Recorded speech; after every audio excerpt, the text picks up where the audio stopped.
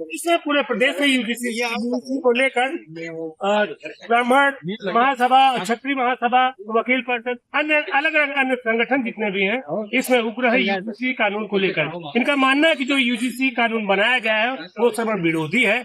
इसी पर आज चर्चा करते हैं। यहाँ पे कंपनी गार्डन के पास कुछ क्षत्रिय महासभा, परशुराम सेना के लोग और ब्राह्मण महासभा के लोग यहाँ पे एकत्रित हैं। इनसे बात करते हैं कि आखिर ये विरोध क्यों है। पहले हम परशुराम सेना से बात करेंगे।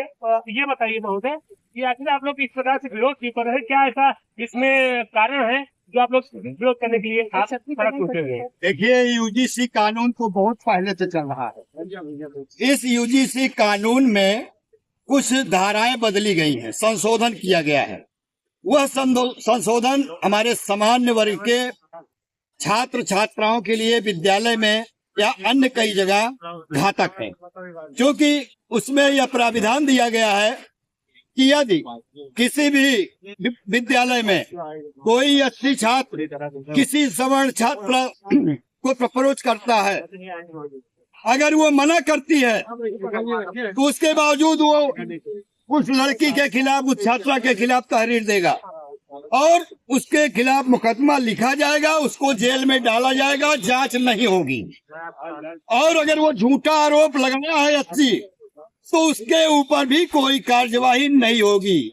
ये हमारे सवर्ण समाज के छात्र छात्राओं के भविष्य के लिए कुठाराघात। ये इस काले कानून को वापस लेने की मांग हमारा सवर्ण समाज करता है।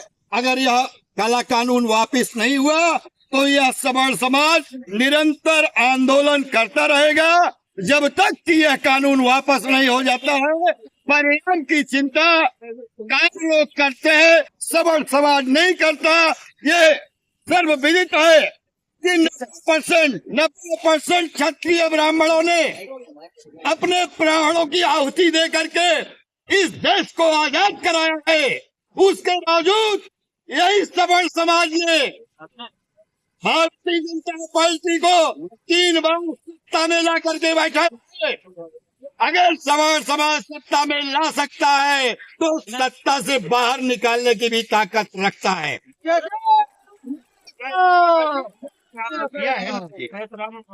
सेना के आप मुखिया जनपद पे, आपसे एक भी मेरा प्रश्न है कि आप सरकार का विरोध कर रहे हैं कि यूजीसी का विरोध कर रहे हैं? मैं यूजीसी का विरोध कर रहा हूँ, लेकिन यूजीसी कानून में जो बदलाव किया है इसको किया है।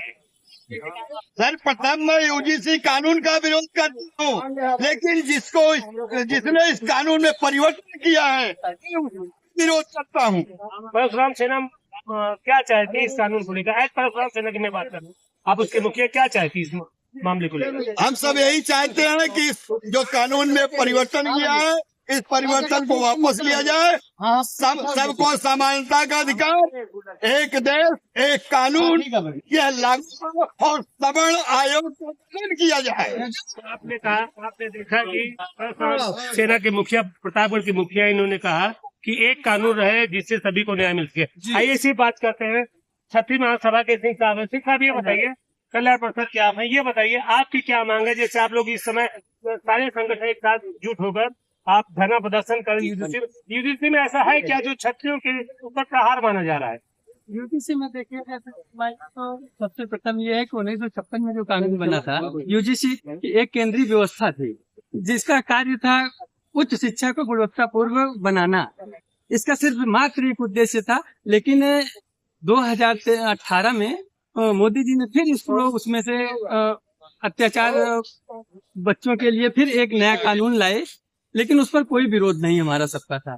वो ठीक था कि उसमें प्रतिनिधि सबको समान अधिकार दिए गए थे, लेकिन 23 में फिर एक अत्याचार, फिर इन्होंने एबीआरटी लाई, वहां भी गड़बड़ किए, लेकिन वहां भी सवर्ण समाज बिल्कुल एकदम शांति था। लेकिन जब 15 जनवरी 2036 को एक नया कानून आया, इसमें सारी चीजें असमानता हो गई है, सारी चीजें बदल दी।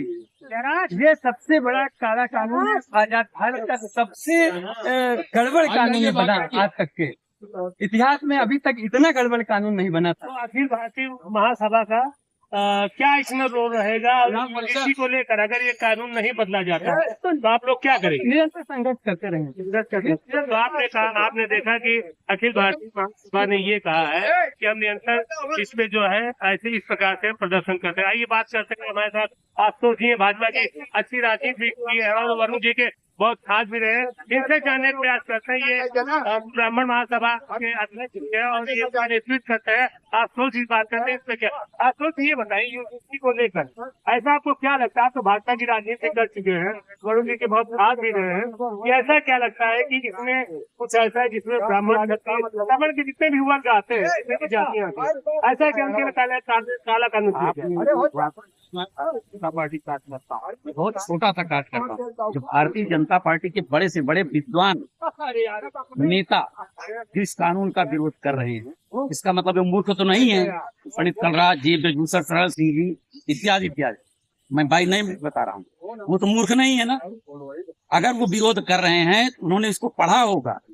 ये कानून पूरी तरह से समाज को बांटने का काम कर रहा है, हमारी आने वाली पीढ़ी से बर्बाद होगी, इसलिए हम इसका विरोध करते हैं, पुरजोर विरोध करेंगे जब तक शरीर में जान है तब तक विरोध करेंगे। क्या लगता है कि आप लोगों के संगठन के हर अलग अलग संगठन विरोध करने से सरकार बैक हो सकती है? बिल्कुल बैक होगी सरकार को बैक होना पड़ेगा। इनको बूथ पर एजेंट नहीं मिलेंगे, मतदाता नहीं मिलेंगे, बैक होना पड़ेगा। तो आप देख रहे हैं किस प्रकार से अलग अलग संगठनों को लेकर रोष है यूजीसी को लेकर, और धीरे धीरे इनके साथ युवा भी जुड़ रहे हैं। और अब देखना है कि सरकार इस कानून को बैक फुट पे आती है या इस कानून पे इस कानून पे वो निरंतर कार्य करती रहेगी। कैमरा पर्सन राजवन के साथ पवन सिंह, प्रतापगढ़।